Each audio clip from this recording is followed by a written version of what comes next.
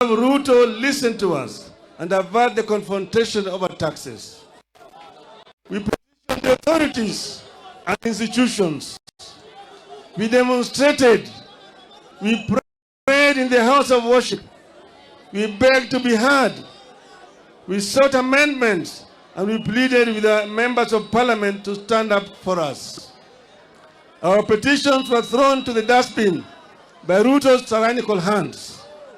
He slighted our pleas and violently dispersed our petitioners. Effective next week, therefore, fuel taxes rises from 8% to 16%. We will pay housing tax whether we need a house or not. The cost of basic goods, which has been weighing Kenyans down, is going up from next week again.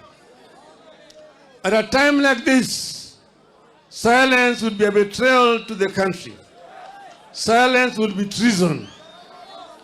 We cannot be a nation of people who, having eyes, refuse to see, and having ears, refuse to hear.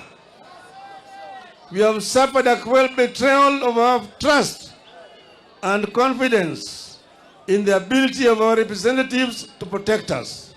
We must punish the traitors, and we must force a repeal of the Finance Act. But what happened this past week and yesterday is not just about the Finance Act. This is about the reemergence of a dictatorship under leaders who cut their teeth and honed their political skills in an infamous school of dictatorship. We all know where Mr. William Ruto is coming from. We all know where Rigathi Gachagua is coming from. In the run-up to the vote on the bill, more than 90% of Kenyans rejected it. Even after MPs voted in favor of the bill, polls continue to show that the majority of Kenyans did not like it. However, true to